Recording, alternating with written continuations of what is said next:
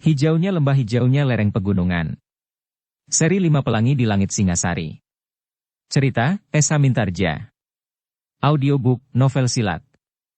Bab 56. Mahisa Murti dan Mahisa Pukat pun kemudian mengikuti orang bertubuh raksasa. Mereka kemudian dibawa ke serambi belakang dan kemudian keduanya dibawa masuk ke dalam sebuah bilik yang tidak terlalu luas. Beristirahatlah, berkata orang bertubuh tinggi besar itu, besok masih banyak waktu bagi kalian untuk berbicara tentang tugas kalian. Mahisa Murti dan Mahisa Pukat tidak menjawab. Keduanya memasuki bilik yang tidak terlalu luas itu. Sebuah lampu minyak masih menyala. Namun meskipun kecil, tetapi bilik itu nampak bersih. Sehingga tikar pandan yang putih terbentang di atas sebuah amben bambu yang cukup besar untuk kedua anak muda itu. Sebuah geledek bambu berada di sudut dan sebuah dingklik kayu melekat dinding di bawah lampu minyak yang masih menyala. Selagi keduanya mengamati ruangan itu, maka orang bertubuh raksasa itu berkata, "Silahkan. Aku akan pergi. Masih ada waktu meskipun hanya sekejap." "Terima kasih," sahut Mahisa Pukat. Ketika orang itu meninggalkan kedua anak muda itu, maka Mahisa Murti pun telah menutup pintu bilik itu dan menyelaraknya. Kemudian sambil menarik nafas dalam-dalam ia pun membaringkan dirinya di amben itu. "Aku memang merasa lelah," berkata Mahisa Murti. "Kita akan dapat beristirahat," berkata Mahisa Pukat. "Nah, jika kau lelah sekali, tidurlah. Aku sudah terlanjur tidak merasa mengantuk." Mahisa Murti tidak menjawab. Tetapi ia memang menguap. Tetapi agaknya Mahisa Murti pun sudah tidak akan sempat tidur. Suara ayam jantan yang berkokok telah memenuhi keheningan. Fajar memang telah menyingsing. Mahisa Pukat duduk di atas amben bambu di bawah lampu minyak yang berkeredipan. Sambil bersandar dinding diamatinya Mahisa Murti yang berbaring. Tetapi Mahisa Murti sama sekali tidak memejamkan matanya. "Tidurlah," desis Mahisa Pukat. Mahisa Murti menggeleng. Jawabnya, "Mana mungkin pada waktu yang begini. Entahlah, justru setelah matahari terbit nanti. Mungkin aku justru akan tertidur nyenyak." Mahisa Pukat tidak menjawab. Dipandanginya sudut-sudut ruangan itu, seakan-akan ada yang dicarinya. Namun Mahisa Pukat memang tidak melihat sesuatu yang mencurigakan. Untuk beberapa saat kedua anak muda itu saling berdiam diri. Lampu minyak masih berkeredipan menerangi bilik itu. Mahisa Murti tiba-tiba saja bangkit. Ia mendengar suara pedati di halaman yang mulai bergerak. Semakin lama menjadi semakin jauh. "Pedati," desis Mahisa Murti. "Ya. Mungkin sesuatu harus dibawa dengan pedati meninggalkan rumah ini," sahut Mahisa Pukat. "Matahari masih belum terbit," berkata Mahisa Murti kemudian. Mahisa Pukat tidak menyahut. Bahkan mereka pun telah duduk kembali dengan baik ketika mereka mendengar derap langkah mendekati. Sejenak kemudian pintu bilik itu pun diketuk dari luar. Perlahan-lahan saja. Mahisa Pukat pun yang kemudian berdiri menghampiri pintu. Meskipun kedua anak muda itu merasa bahwa mereka telah sampai ke tempat yang memang harus didatangi, namun mereka masih tetap berhati-hati. Demikian pintu itu terbuka, maka mereka melihat orang yang bertubuh tinggi besar itu telah berdiri di luar pintu. "Apakah kalian sempat beristirahat?" bertanya orang bertubuh raksasa itu. Mahisa Murti dan Mahisa Pukat saling berpandangan sejenak. Namun sebelum mereka menyahut, orang bertubuh raksasa itu berkata, "Kalian tentu belum sempat beristirahat. Tetapi kalian dipanggil ke dalam." Mahisa Murti dan Mahisa Pukat tidak dapat menolak. Mereka pun kemudian mengikuti orang bertubuh itu masuk ke ruang dalam. Di ruang dalam orang yang menyebut dirinya pemilik warung itu duduk diapit oleh dua orang yang belum pernah dilihat sebelumnya oleh Mahisa Murti dan Mahisa Pukat. Demikian Mahisa Murti dan Mahisa Pukat memasuki ruang itu, maka sambil tersenyum orang yang menyebut dirinya pemilik warung itu pun segera mempersilahkan duduk. "Marilah anak-anak muda," berkata orang itu, "sebentar lagi aku harus sudah pergi. Pedati yang membawa dagangan ke warungku sudah berangkat. Aku harus segera menyusulnya. Nanti pada saat matahari naik, orang mulai datang untuk berbelanja di pasar itu dan di antara mereka akan singgah di warung kami." Mahisa Murti dan Mahisa Pukat menarik nafas dalam-dalam. Pedati yang meninggalkan halaman itu ternyata berisi dagangan yang akan dijual di warung. Mungkin nasi dan beberapa jenis makanan sebagaimana pernah mereka makan pada saat-saat mereka berada di warung itu. Mahisa Murti dan Mahisa Pukat pun kemudian duduk pula bersama beberapa orang di ruang itu. Dengan berdebar-debar keduanya menunggu apa yang akan dikatakan oleh pemilik warung itu kepada mereka. Baru sejenak kemudian orang itu berkata, "Anak-anak muda. Melihat ciri-ciri dan sikap kalian, maka kami tidak meragukan lagi bahwa kalian telah dikirim untuk bergabung dengan kami. Kami sama sekali tidak berkeberatan karena kami memang memerlukan kawan-kawan yang akan dapat membantu kami dalam saat seperti sekarang ini. Karena itu, lakukan apa yang telah kalian persiapkan. Aku dan kawan-kawan kita yang sudah terdahulu berada di sini akan dapat membantu keterangan-keterangan yang kalian perlukan. Namun dalam banyak hal kami masih harus bekerja keras. Persoalan Pangeran Kuda Permati merupakan bagian yang terpenting dari tugas kita di sini. Sementara itu peristiwa yang dialami Pangeran Singanarpada tidak akan dapat lepas dari perhatian kita. Kita akan mengikuti persoalannya untuk selanjutnya, sementara itu sikap Sri Baginda atas Pangeran Lembu Sabdata pun secara terus-menerus kita ikuti. Untuk selanjutnya, maka kalian berdua telah diserahkan kepadaku untuk membimbing langkah-langkah selanjutnya dalam hubungan dengan tugas ini. Sayang sekali bahwa kalian masih belum dapat berhubungan langsung dengan Senapati dalam tugas ini di Kediri. Mungkin pada suatu saat kalian akan mendapat kesempatan. Namun segala sesuatunya masih tergantung pada keadaan. Sedangkan aku sendiri masih belum mendapat kesempatan untuk mengetahui di mana tempat Senapati itu dalam tugas ini meskipun aku pernah melihat baraknya di Singasari, barak pasukan khusus Sandi. Mahisa Murti dan Mahisa Pukat mengangguk-angguk. Ternyata pemilik warung itu juga bukan pemimpin dari jaringan Sandi Singasari yang ada di Kediri. Namun demikian orang itu tentu memiliki wawasan yang cukup luas dan akan dapat memberikan kesempatan untuk melakukan tugasnya. Anak-anak muda, berkata pemilik warung itu, mungkin kalian dapat menyebut nama kalian yang sebenarnya dan bahan-bahan yang ada pada kalian dalam tugas kalian. Kedua anak muda itu ragu-ragu sejenak. Namun kemudian mereka berusaha untuk menghilangkan segala prasangka. Karena itu maka Mahisa Murti pun menjawab, namaku adalah Mahisa Murti, dan saudaraku ini bernama Mahisa Pukat. Kami datang dari Talang Amba, satu daerah yang menjadi sasaran serangan Pangeran Lembu Sabdata itu ditangkap dan jatuh ke tangan orang-orang Singasari namun kedatangan Pangeran Singanarpada telah membawanya ke Kediri. Meskipun akhirnya terjadi sesuatu yang agaknya kurang wajar. Pemilik warung itu mengangguk-angguk. Ia pun dapat mengerti kenapa kedua orang anak muda itu berkepentingan dengan Pangeran Kuda Permati. Namun kemudian ia pun bertanya pula, anak-anak muda. Apakah kalian memang anak-anak muda dari Talang Amba? Mahisa Murti pun kemudian menceritakan tentang dirinya dan tentang Mahisa Pukat. Ia sadar bahwa dengan demikian, maka tugasnya berdua tidak akan banyak terganggu oleh prasangka. Jika orang-orang itu mempercayainya dan mengetahui latar belakang kehadirannya, maka ia akan mendapat bantuan seperti yang dikehendakinya. Pemilik warung itu pun memperhatikan segala ceriteranya dengan saksama. Kemudian dengan suara datar ia pun berkata, pantas. Memang kalian tidak akan mendapat pertanda bahwa kalian termasuk dalam jajaran petugas sandi jika kalian memang tidak mempunyai kelebihan apa-apa. Kelebihan kemampuan kalian telah kami ketahui. Kalian mampu melampaui hambatan-hambatan yang kami pasang. Bahkan kemudian ternyata kalian memang anak-anak muda yang pantas untuk mendapat kehormatan, karena kalian kemenakan Mahisa Agni dan adik Mahisa Bungalan. Seorang senopati yang pinunjul. Tetapi mungkin kami akan mengecewakan kalian, berkata Mahisa Pukat kemudian. Entahlah apa yang akan terjadi. Tetapi kita akan berusaha untuk bekerja bersama. Biarlah kalian hari ini beristirahat secukupnya.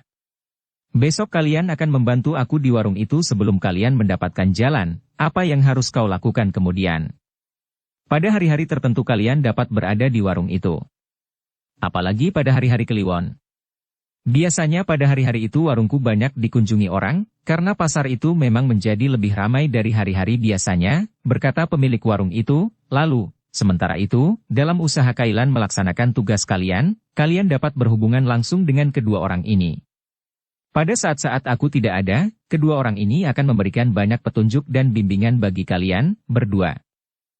Mahisa Murti dan Mahisa Pukat mengangguk kecil. Sekilas diamatinya kedua orang yang sebelumnya belum pernah dilihatnya itu. Sementara itu pemilik warung itu berkata, yang seorang bernama Watang Cemani sedang yang lain adalah Lembu Penenggek. Keduanya adalah kawan-kawanku terdekat. Mahisa Murti dan Mahisa Pukat mengangguk-angguk. Namun hampir di luar sadarnya, Mahisa Pukat pun bertanya, sedangkan Kisanak sendiri? Orang itu mengerutkan keningnya. Namun ia pun kemudian tersenyum. Jawabnya, namaku Dandang Penumping.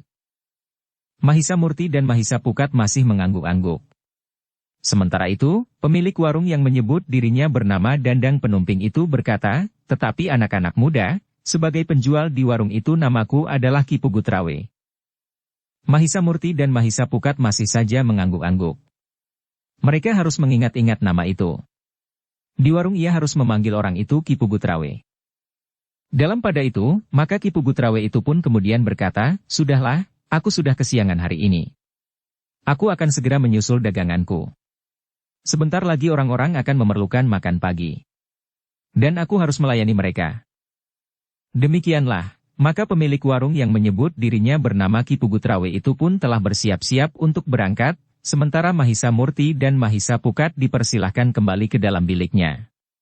Hari itu mereka masih belum mempunyai tugas apapun juga. Mereka masih mendapat kesempatan untuk beristirahat. Karena itu maka Mahisa Murti dan Mahisa Pukat pun kemudian mendapat kesempatan untuk kembali ke dalam biliknya sementara Pugutrawe masih berpesan, kedua orang yang akan memberi kalian bimbingan ini tinggal di rumah ini pula. Mereka ada di Gandok sebelah timur. Namun demikian kalian harus ikut menjaga, agar rumah ini nampaknya tetap lengang dan tidak penuh dengan orang-orang yang dapat menarik perhatian. Jika tidak penting sekali, kalian jangan berkeliaran di halaman depan. Sementara halaman rumah ini telah aku bawakan dengan kesibukan orang-orang yang membantu aku sebagai pemilik warung itu. Mereka adalah orang-orang yang setiap kali datang menjual kayu bakar, daun pisang dan kebutuhan-kebutuhan lain. Sebuah pedati dengan orang-orang yang memelihara lembunya dan beberapa orang untuk kepentingan-kepentingan lain. Mahisa Murti dan Mahisa Pukat telah mendapat gambaran yang agak lengkap dengan isi rumah itu. Karena itu, maka mereka pun kemudian telah kembali ke dalam bilik untuk beristirahat. Ketika mereka duduk di serambi, maka orang yang bertubuh raksasa itu datang mendekat. Kemudian ia pun duduk pula di sebelah mereka sambil bertanya, "Heh, dari mana kalian mendapat ilmu iblis kalian itu? Anak-anak yang masih semuda kalian mampu mempermainkan aku. Sebenarnya lah aku benar-benar menjadi marah terhadap kalian." Mahisa Pukat tertawa. Katanya, kau memiliki modal yang luar biasa. Tetapi kau tidak sempat mengembangkan ilmumu lebih jauh. Kau mempunyai kekuatan raksasa sesuai dengan tubuhmu. Ya, aku memang tidak sempat. Tetapi aku akan mencari waktu khusus untuk itu. Aku mudah mendapat izin dari Pugutrawe untuk melakukannya, berkata orang bertubuh raksasa itu, "Heh, apakah kalian mau berlatih bersama aku?" "Apakah di sini tidak ada orang lain?" bertanya Mahisa Murti. "Aku agak segan dengan Watang Cemani dan Lembu Penenggek. Mereka adalah orang yang terlalu bersungguh-sungguh dalam banyak hal," jawab orang bertubuh raksasa itu. Mahisa Murti dan Mahisa Pukat mengangguk-angguk. Menurut pengamatan mereka yang hanya sekilas, kedua orang itu nampaknya memang pendiam dan tidak banyak bicara. Selama mereka berada di ruang dalam, keduanya sama sekali tidak menunjukkan sikap yang ramah. Wajah keduanya memang nampak selalu bersungguh-sungguh. Namun dalam pada itu Mahisa Pukat pun kemudian bertanya kepada raksasa itu, "Bagaimana anggapanmu tentang kami? Apakah kau mengira bahwa kami tidak selalu bersungguh-sungguh, sehingga kau tidak segan menyatakan niatmu kepadaku? Jangan mengada-ada. Aku tahu, kalian bukan orang-orang garang. Ketika kalian terlibat dalam perkelahian yang seru, kalian masih sempat mempermainkan aku," jawab orang bertubuh tinggi besar itu. "Dengan demikian aku menganggap bahwa kalian memang orang-orang yang tidak terlalu kaku, dan bahkan sedikit mempunyai sifat jenaka." Mahisa Pukat tertawa. Katanya, "Syukurlah jika masih ada orang yang menganggap kami demikian. Sebenarnya lah kami adalah orang-orang yang kasar dan sama sekali tidak mengenal gurau." "Omong kosong," sahut raksasa itu, "bagaimana sifat dan keadaan, aku ingin mendapat kesempatan untuk meningkatkan ilmu meskipun hanya dalam kesempatan yang terbatas."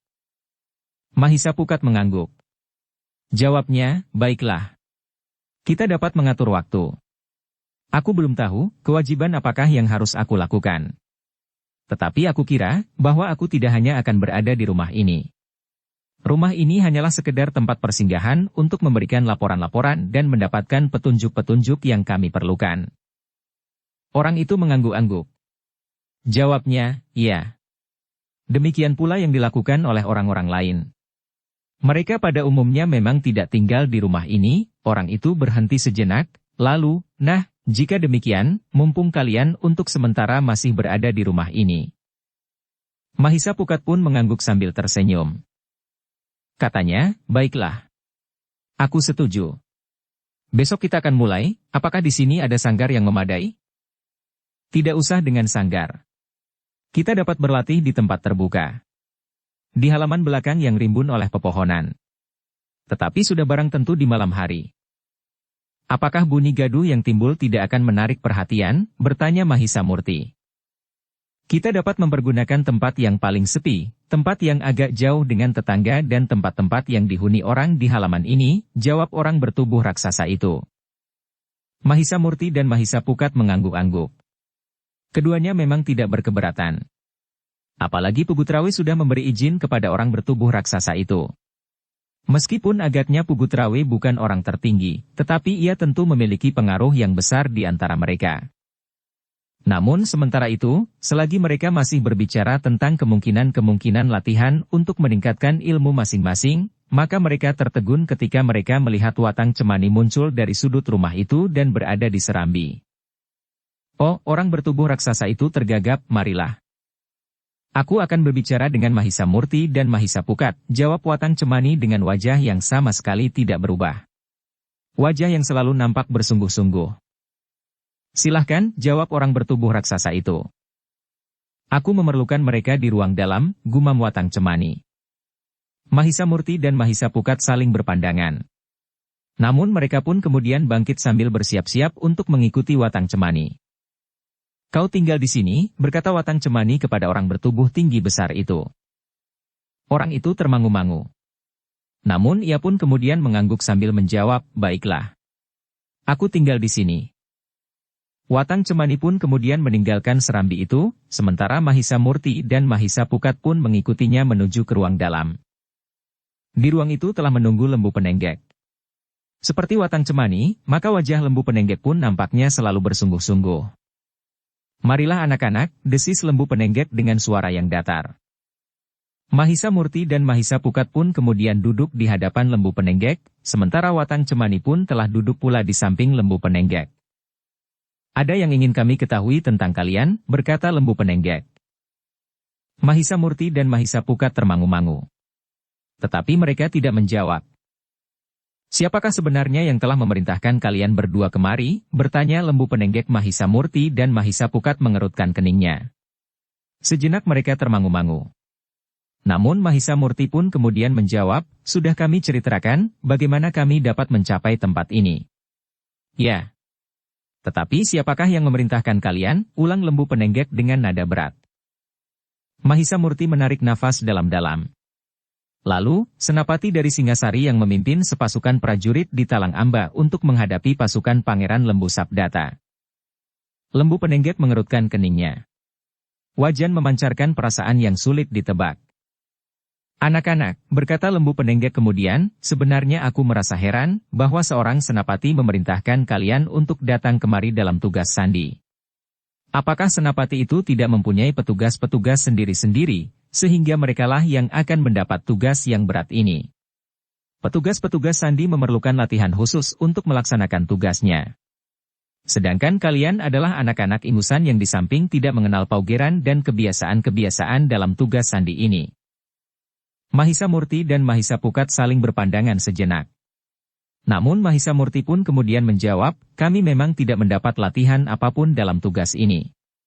Kami hanya merasa terpanggil untuk membantu menjernihkan kekeruhan yang terjadi di Talang Amba. Namun kami pun tertarik keadaan keganjilan-keganjilan yang terjadi di Kediri, bahwa menurut pendengaran kami, ada semacam salah paham yang telah terjadi setelah Pangeran Singanarpada kembali dari Talang Amba. Hanya itu, bertanya Lembu Penenggek. Mahisa Murti dan Mahisa Pukat menjadi bingung, sehingga Mahisa Murti pun bertanya, aku tidak tahu yang kau maksudkan. Ternyata kalian memang anak-anak yang bodoh. Dengar baik-baik, berkata lembu penenggek, apakah hanya karena itu maka kalian merasa terpanggil? Apakah kalian tahu, di manakah letak istana Kediri? Di mana istana Pangeran Singanarpada, Pangeran Lembu Sabdata dan Pangeran Kuda Permati? Apakah kalian mengenal salah seorang dari keluarga mereka sehingga kalian akan dapat mencari hubungan untuk mengetahui persoalan yang berkembang di antara mereka? Apalagi apakah kalian mempunyai hubungan dengan orang-orang yang berada di sekitar Sri Baginda untuk mendapatkan penjelasan tentang sikap Sri Baginda atas Pangeran Singanarpada? Mahisa Murti dan Mahisa Pukat menjadi semakin bingung.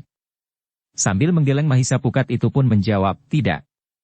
Kami tidak tahu apa-apa tentang semuanya itu. Sekali lagi aku katakan, bahwa kami hanya merasa terpanggil untuk ikut mempertahankan Talang Amba dan Gagelang.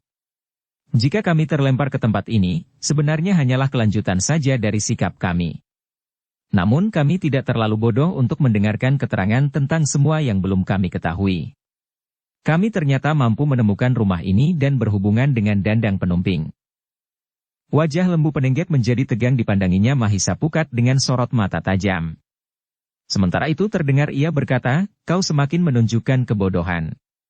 Mencari Dandang Penumping bukan satu soal yang dapat dibanggakan. Anak-anak kecil pun akan dapat melakukannya. Tetapi yang aku tanyakan adalah bobot dari alasanmu datang kemari dan jangkauan pengetahuanmu tentang medan yang akan kau hadapi. Semuanya sudah kami katakan, jawab Mahisa Pukat, apalagi? Kami meragukan keterangan kalian yang kalian katakan kepada Dandang Penumping dan kepada kami, berkata lembu penenggek. Wajah Mahisa Murti dan Mahisa Pukat menjadi tegang. Sementara itu Mahisa Pukat berkata lantang, terserah. Itu hakmu. Tetapi kami memakai cincin yang diberikan oleh seorang senapati dari Singasari.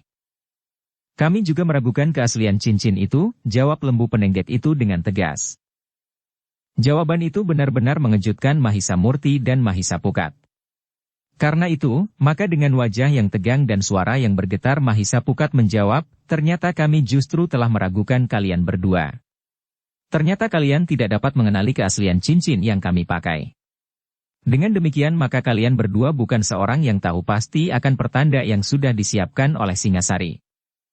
Sementara itu Mahisa Murti pun menyambung, kau sudah menempatkan dirimu pada keadaan yang sulit dalam pandangan kami. Seandainya kalian tidak mengenal cincin ini sebagai cincin yang memang benar-benar diserahkan oleh seorang pemimpin dari lingkungan petugas sandi, maka kau memang pantas dicurigai.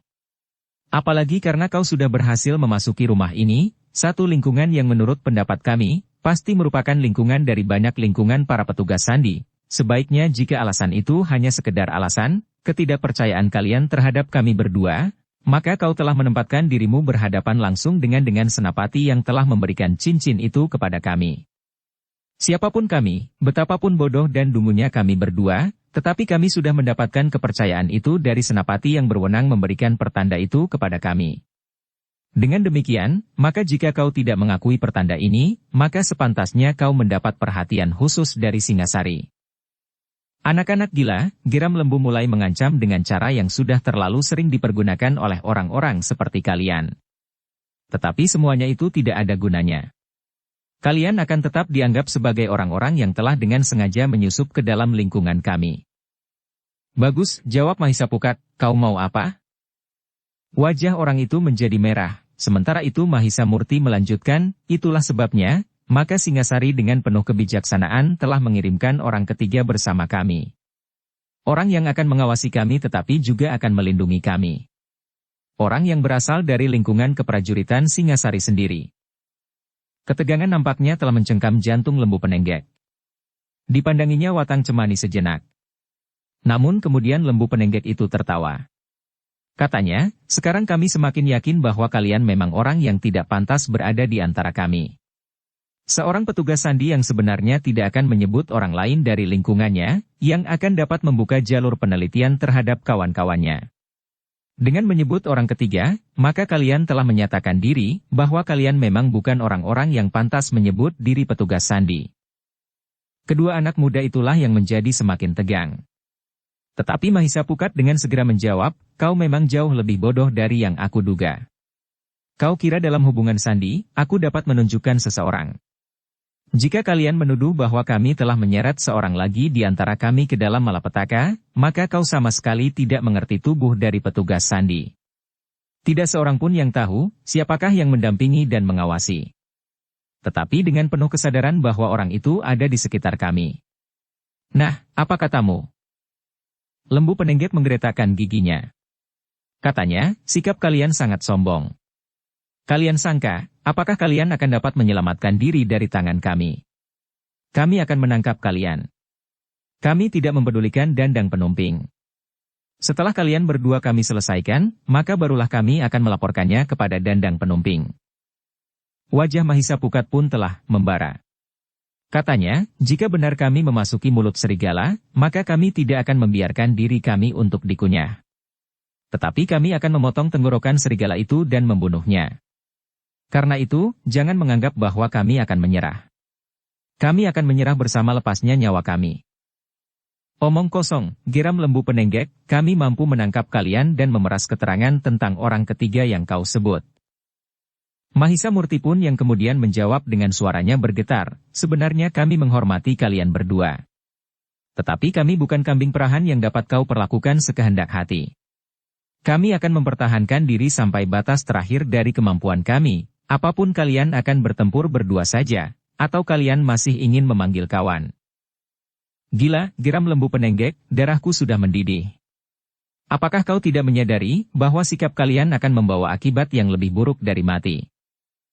Akibat apapun tidak akan dapat memaksa kami untuk menyerahkan leher kami. Bersiaplah. Kita akan menentukan, siapakah di antara kita yang pantas berada di rumah ini menunggu kedatangan dandang penumping, tantang Mahisa Murti. Dalam pada itu Atang Cemani pun telah bergeser mendekati Lembu Penenggek. Wajahnya pun menjadi tegang dan sikapnya menjadi garang. Namun dalam pada itu, Lembu Penenggek menarik nafas dalam-dalam sambil berkata, kalian benar-benar sudah jemuh hidup. Jangan aneh-aneh, berkata Mahisa Murti, jika kalian ingin berbuat sesuatu yang menarik kalian adalah benar, maka lakukanlah sebagaimana kami pun akan berbuat sesuai dengan keyakinan kami. Lembu Penenggek memandang kedua anak muda itu sejenak. Namun kemudian katanya, ternyata kalian masih beruntung. Dalam keadaan yang menentukan, aku mendengar kedatangan seseorang yang tidak perlu tahu tentang keadaan rumah ini meskipun ia terbiasa keluar masuk tanpa hambatan. Apa maksudmu? Bertanya Mahisa Murti. Lembu Penenggek terdiam sejenak. Di luar memang terdengar langkah seseorang. Sejenak kemudian, pintu berderit. Sebuah kepala muncul menjenguk ke dalam. Heh, desis orang itu, apa yang sedang kalian lakukan? Lembu Penenggek yang tegang, tiba-tiba saja menjadi ramah dan menjawab, tidak apa-apa Kiai. Marilah. Orang itu melangkah masuk. Dilihatnya Mahisa Murti dan Mahisa Pukat yang agaknya belum dikenalnya. Dengan ramah orang itu menyapanya, siapa kalian? Aku yang setiap hari datang kemari, belum pernah melihat kalian berdua di sini. Keduanya adalah saudara Pugutrawe, jawab Lembu Penenggek mendahului Mahisa Murti dan Mahisa Pukat yang termangu-mangu. Oh, orang itu mengangguk-angguk, kebetulan sekali ada kalian sekarang ini.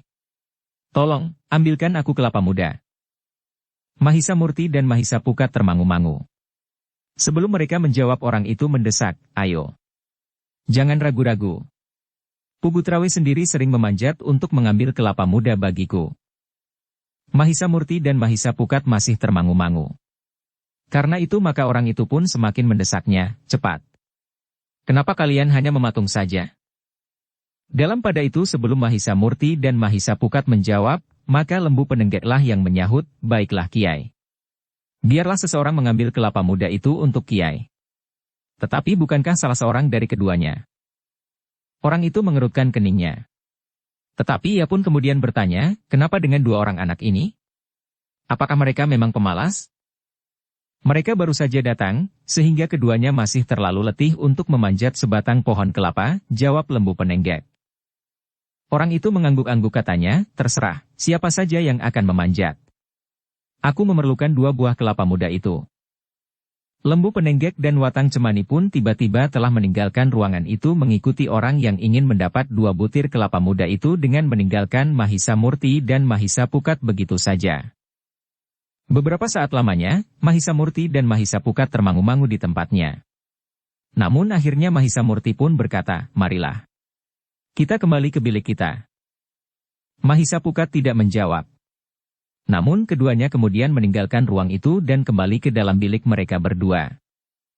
Ketika mereka sampai ke bilik mereka, orang yang bertubuh tinggi besar itu ternyata justru telah tertidur dengan nyenyaknya di lantai, tanpa alas apapun juga. Mahisa Murti dan Mahisa Pukat tidak membangunkannya. Justru keduanya telah berbaring di pembaringannya. Orang itu agaknya memang gila, geram Mahisa Pukat, jika keduanya menyusul kemari, apa boleh buat. Bukan salah kita jika terjadi sesuatu. Mahisa Murti termangu-mangu. Namun kemudian ia pun berkata, aku kurang mengerti, apakah sebenarnya yang baru saja terjadi. Yang kau maksud, apakah mereka benar-benar akan melakukan seperti yang dikatakannya, bertanya Mahisa Pukat. Ya, jawab Mahisa Murti. Mahisa Pukat menarik nafas dalam-dalam. Katanya, memang perasaanku pun condong untuk menduga demikian. Tetapi kita harus tetap berhati-hati. Aku mengerti, jawab Mahisa Murti, karena itu, kita jangan sampai tertidur bersama-sama. Apakah itu siang, apakah malam hari? Mahisa Pukat mengangguk-angguk. Jawabnya, bagaimanapun juga kedua orang itu memang aneh. Dalam pada itu, Watang Cemani, lembu penenggek dan orang yang ingin mendapatkan 2 butir kelapa itu pun terhenti di sudut kandang, beberapa langkah dari sebatang pohon kelapa yang tidak terlalu tinggi, tetapi buahnya cukup lebat. Namun ternyata mereka tidak mencari orang untuk memanjat pohon kelapa itu. Sementara itu, dengan kata-kata yang bernada dalam, lembu penenggek berkata, keduanya mempunyai ketahanan jiwa yang tinggi. Keduanya sama sekali tidak menunjukkan kecemasan atau gentar ketika aku menggertaknya. Bahkan mengancamnya untuk membunuh. Orang yang menginginkan 2 butir kelapa muda itu tertawa. Katanya, kau justru telah hanyut ke dalam arus perasaanmu. Agaknya kau benar-benar menjadi marah. Jawaban anak-anak itu memang membuat telinga ini menjadi merah, jawab lembu penenggek, aku hampir kehilangan pengamatan diri. Anak-anak itu sama sekali tidak mengenal takut. Mereka menantang kami dengan tatak. Menurut pengamatanku, keduanya memang pantas untuk berada dalam lingkungan petugas sandi, berkata Watang Cemani. Orang yang mengatakan ingin mendapat 2 butir kelapa muda itu mengangguk-angguk. Lalu katanya, kalian harus membuat laporan terperinci kepada Dandang Penumping. Ya. Watang Cemani akan pergi ke warungnya. Ia berpesan, agar segala sesuatunya segera dilaporkan tanpa menunggu ia kembali, berkata lembu penenggek. Tetapi jangan sampai terjadi salah paham. Kedua anak itu jangan sampai meninggalkan tempat ini karena perlakuanmu, berkata orang yang ingin mendapatkan kelapa muda itu. Menilik sikapnya yang keras, mereka tidak akan pergi. Bahkan keduanya telah siap untuk bertahan jika ada seseorang yang memaksanya untuk pergi. Ia merasa sudah mendapatkan haknya untuk tinggal di sini. Selain ciri yang dipakainya yang didapatkannya dari Singasari, ia pun merasa sudah diterima oleh Dandang Penumping, berkata lembu penenggek. Baiklah, berkata orang yang menyebut dirinya ingin mendapatkan kelapa muda itu, tetapi pada suatu saat, mereka harus mengerti bahwa kalian tidak bersungguh-sungguh. Menilik sikap mereka yang keras, maka mereka tidak akan mudah melupakan mereka yang keras, maka mereka tidak akan mudah melupakan peristiwa ini jika kalian tidak memberikan penjelasan kepada keduanya. Lembu penenggek mengangguk-angguk. Katanya, hatiku benar-benar terbakar. Untunglah aku selalu menyadari tugasku. Tetapi biarlah Dandang Penumping yang mengatakan kepada anak-anak itu. Selama aku bertugas, aku belum pernah mengalami kekerasan sikap seperti itu. Keduanya adalah adik Mahisa Bungalan. Senapati besar yang keras hati, berkata Watang Cemani, bukankah sifat itu nampak juga pada keduanya? Yang lain mengangguk-angguk. Namun kemudian orang yang mengatakan memerlukan 2 buah kelapa muda itu pun kemudian berkata, aku benar-benar akan mengambil kelapa muda. Lembu penenggek tidak mencegahnya orang itu pun kemudian memanjat dengan cekatan. Dalam waktu yang singkat, 2 buah kelapa muda sudah terjatuh dari tangkainya. Sudahlah, berkata orang itu, aku akan pergi. Aku akan datang menjelang malam. Hati-hatilah dengan anak-anak muda itu. Jika kau ingin melakukan sesuatu, sebaiknya kau hubungi aku seperti yang tadi kau lakukan. Baiklah, jawab lembu penenggek, mudah-mudahan keduanya akan mampu dikendalikan dengan baik sesuai dengan tugas. Demikianlah, maka orang yang membawa 2 butir kelapa muda itu pun minta diri. Ia sempat sungguh di ruang yang telah kosong. Namun orang itu mengerti bahwa Mahisa Murti dan Mahisa Pukat tentu sudah berada di biliknya, sehingga ia pun singgah pula sejenak. Mahisa Murti dan Mahisa Pukat terkejut ketika seseorang memasuki bilik mereka. Demikian pintu berderit, maka keduanya telah berdiri tegak menghadap pintu. Namun yang berdiri di pintu itu adalah orang yang memerlukan 2 butir kelapa muda. Aku sudah mendapatkan kelapa muda itu anak-anak, berkata orang itu. Oh, syukurlah, jawab Mahisa Murti. Lalu, kami mohon maaf bahwa kami tidak dapat mengambil kelapa muda itu. Oh, tidak apa-apa. Bukankah yang penting bahwa aku telah mendapatkannya, berkata orang itu. Lalu, baiklah, beristirahatlah. Aku akan pulang. Mahisa Murti dan Mahisa Pukat tidak menjawab. Mereka memandangi saja ketika orang itu kemudian meninggalkan biliknya tanpa menutup pintu. Sekilas orang itu sempat melihat raksasa yang tidur sambil mendekur. Pemalas itu tidur di sini, desis orang itu sambil melangkah pergi. Mahisa Murti dan Mahisa Pukat menarik nafas dalam-dalam. Ketika Mahisa Pukat menutup pintu bilik itu, maka orang bertubuh tinggi besar yang tertidur itu pun telah terbangun. Oh, ada apa dengan kalian? Bertanya raksasa itu. Tidak ada apa-apa, jawab Mahisa Pukat. Akulah yang akan bertanya kepadanya. Orang itu mengusap matanya sambil bangkit dan duduk bersandar dinding. Katanya, aku bermimpi ada orang yang baru saja memasuki bilik ini. Kau tidak bermimpi. Memang ada orang yang baru saja keluar dari bilik ini. Ia sempat melihat kau tidur mendekur, jawab Mahisa Pukat. Karena itu, aku memang bermimpi. Tidak mungkin aku mendengar kehadirannya sambil mendekur, jawab raksasa itu. Mungkin, jawab Mahisa Murti, tetapi di dalam mimpimu siapakah yang telah datang ke bilik ini? Orang itu menggeleng.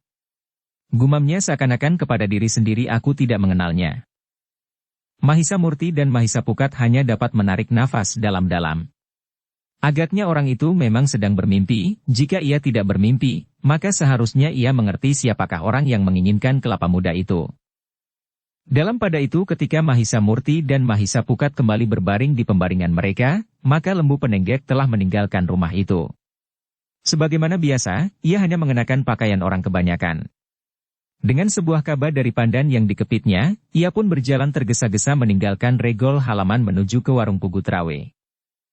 Tidak seorang pun yang menaruh perhatian kepadanya. Rumah Pugu Trawe memang sering didatangi oleh banyak orang. Kadang-kadang menawarkan kayu bakar. Kadang-kadang daun pisang atau beras. Tetangga-tetangganya mengetahui bahwa Pugu Trawe membuka sebuah warung nasi dan beberapa jenis makanan. Meskipun warung itu pada mulanya tidak terlalu besar. Tetapi agaknya warung itu berkembang dengan baik, sehingga semakin lama semakin besar sebagaimana warung-warung yang lain di sekitar warungnya. Seandainya tempat pertemuan beberapa jenis barang itu masih tetap seramai sebelumnya, maka perkembangan warung Pugu Trawe tentu semakin baik. Tetapi keramaian tempat itu semakin lama nampaknya semakin susut. Apalagi pada saat-saat terakhir, kadang-kadang timbul kekerasan yang dapat membuat orang-orang kecil dipengaruhi juga oleh perkembangan persoalan yang lebih besar. Kekurangan yang terjadi di Kediri memang sangat berpengaruh terhadap pertumbuhan putaran perdagangan rakyat kecil. Apalagi di daerah perbatasan yang sejak tersingkirnya Pangeran Kuda Permati menjadi daerah yang sangat rawan. Kadang-kadang muncul orang-orang yang menjadi pengikut Pangeran Kuda Permati. Memungut pajak dan barang-barang sesuai dengan kehendaknya sendiri, sementara Kediri masih belum sempat melindungi orang-orang yang terpaksa menuruti kehendak para pengikut Pangeran Kuda Permati. Persoalan inilah yang disoroti dengan tajamnya oleh para petugas sandi dari Singasari. Ketika lembu penenggek memasuki warung Pugu Trawe, maka beberapa orang telah berada di dalam warung itu. Seorang yang bertubuh gemuk sedang sibuk menyuapi mulutnya dengan nasi dan lauk pauknya. Sementara orang lain yang bertubuh kurus, tengah menikmati minuman panasnya. Sekali-sekali terdengar mulutnya berdesis, segumpal demi segumpal ia mengunyah gula kelapa. Kemudian dihirupnya wedang serai yang panas dari mangkuknya. Lembu penenggek menelan ludahnya rasa-rasanya ia pun telah menjadi sangat haus. Wedang serai, tiba-tiba lembu penenggek memesan minuman, gulanya jangan dimasukkan ke dalam wedang serai itu. Pugu Trawe tersenyum. Katanya, buat sendirilah. lembu penenggek menarik nafas dalam-dalam. Orang bertubuh kurus yang sedang menikmati minuman panas itu pun memandanginya sejenak. Namun ia pun kemudian tidak memperhatikannya lagi. Ketika kemudian Pugutrawe memberikan mangkuk itu kepada lembu penenggek, maka lembu penenggek itu pun berdesis, "Aku sudah memanggil kedua anak muda itu." Pugutrawe tersenyum. Perlahan-lahan ia bertanya, "Bagaimana kesanmu atas mereka?" "Aku kagum kepada mereka. Mereka mempunyai tekad yang sangat teguh. Tetapi mereka masih kekanak-kanakan. Mereka memerlukan beberapa petunjuk untuk mengendalikan perasaan mereka." Pugutrawe mengangguk-angguk. Ia memang sudah menduganya. Dalam pada itu, lembu penenggek pun telah duduk pula sambil meneguk wedang serainya. Beberapa orang memandanginya. Nampaknya orang yang sedang meneguk wedang serai sambil mengunyah gula kelapa itu sudah terlalu biasa berada di warung itu. Pugutrawe melihat tatapan mata beberapa orang yang sedang berada di warungnya itu. Karena itu, maka katanya kemudian kepada orang gemuk yang sudah selesai makan, "Ini adalah adikku." Orang gemuk itu mengangguk-angguk. Katanya, "Rasa-rasanya aku pernah melihatnya. Agaknya di warung ini juga. Ia sering berada di warung ini jika haus atau lapar. Tetapi ia malas untuk membantu aku bekerja di sini," berkata Pugutrawe. Orang yang gemuk itu pun menyahut sambil mengusap mulutnya, seharusnya ia tidak boleh malas. Lalu apa kerjanya sehari-harinya? Yang sedang meneguk wedang serai sambil mengunyah gula kelapa itu sudah terlalu biasa berada di warung itu. "Di sawah," jawab Pugutrawe. "Oh, artinya ia bekerja juga. Bukan sekedar bermalas-malasan meskipun tidak membantu di warung ini," berkata orang gemuk itu. "Memang seseorang dapat memilih pekerjaannya sendiri. Aku juga tidak mau bekerja di warung seperti ini. Aku lebih suka menjadi tengkulak hasil bumi seperti yang aku lakukan sekarang. Jika aku lapar, aku dapat membeli makanan di warung-warung yang tersebar. Orang lain akan memilih tugas yang lain pula." Orang bertubuh kurus itu pun tiba-tiba menyahut. "Itulah bijaksananya yang memberikan rejeki kepada kita masing-masing dengan cara yang berbeda-beda, sehingga kita tidak saling berebut pada pilihan yang sama," berkata Pugutrawe. Orang-orang yang berada di warung itu mengangguk-angguk. Sementara itu lembu penenggek masih saja menghirup minumannya sambil tersenyum di dalam hatinya. Dalam pada itu, maka satu dua orang yang berada di dalam warung itu sudah melangkah keluar. Seorang lain memasuki warung itu dengan tidak mengacuhkan orang-orang lain yang sudah ada di dalamnya. Sambil memungut sepotong makanan dari tambir yang berada di atas paga, maka ia pun berkata, "Apakah kau mempunyai tuak?" Pugutrawe menggeleng. Jawabnya, "Sayang Kisanak. Aku tidak mempunyai persediaan tuak." Orang itu menarik nafas dalam-dalam. Kemudian sambil mengunyah makanannya ia memesan wedang tape. Pugutrawe pun kemudian sibuk membuat wedang tape buat orang itu, sementara lembu penenggek sempat memperhatikan orang itu dengan saksama. Namun kemudian ia pun berdiri sambil berdesis di telinga Pugutrawe, "Aku sebaiknya pergi saja." "Ya. Tetapi bagaimana dengan anak-anak itu? Beri mereka kesan yang baik sehingga mereka tidak salah paham atas sikapmu yang barangkali dianggapnya terlalu kasar," berkata Pugutrawe kemudian. "Aku justru hampir kehilangan kesabaran," jawab lembu penenggek, "untunglah, aku masih sempat mengekang diri." "Baiklah," berkata Pugutrawe kemudian, "mereka akan segera dapat melakukan tugas mereka. Jangan tergesa-gesa. Biarlah ia berada di sini 5-6 hari, sebelum mereka benar-benar melakukan pekerjaan itu," berkata lembu penenggek. Pugutrawe mengangguk-angguk. Tetapi ia tidak sempat menjawab ketika orang yang memesan wedang tape itu berteriak, "Heh, apakah kau tidak mendengar pesanku?" "Oh, maaf Kisanak," berkata Pugutrawe sambil membawa mangkuk berisi wedang tape yang masih panas dengan gula kelapa yang langsung dimasukkan ke dalam mangkuk pula. Orang itu mengangguk-angguk sementara Pugutrawe telah berada di luar warung. Tetapi ia tidak segera meninggalkan warung itu. Ternyata ia pergi menuju ke deretan pandai besi yang sedang sibuk membuat alat-alat pertanian. "Hei, seorang tukang pandai yang sudah terbiasa dengan lembu penenggek meskipun dengan nama yang berbeda, apakah kau akan membeli parang atau cangkul?" Lembu penenggek kemudian berjongkok di sebelah tukang pandai itu. Katanya, "Bukankah baru saja aku membeli cangkul? Kenapa kau tidak bekerja? Beristirahat sejenak." "Aku baru saja makan," jawab pandai besi itu. Lembu Penenggek mengangguk-angguk. 3 orang pembantu tukang pandai itu pun masih beristirahat setelah mereka makan. Dari tempat itu Lembu Penenggek mengamati warung yang baru ditinggalkannya. Di dalam ada orang yang pernah dikenalnya sebagai salah seorang yang sering menyatakan dirinya sebagai pemungut pajak bagi perjuangan yang panjang. Orang itu tentu mempunyai jalur dengan Pangeran Lembu Permati meskipun jalur itu panjang dan berbelit, berkata Lembu Penenggek di dalam hatinya. Tetapi ternyata tidak terjadi sesuatu di dalam warung itu. Beberapa saat ia menunggu. Sampai saatnya tukang pandai itu bangkit dan berkata, "Aku akan bekerja lagi." "Oh, silahkan," jawab Lembu Penenggek. Sementara itu seseorang telah berada di ububannya. Dengan kedua tangannya ia menekan pengembus di dalam ububannya berganti-ganti, sehingga api pun mulai menyala besar.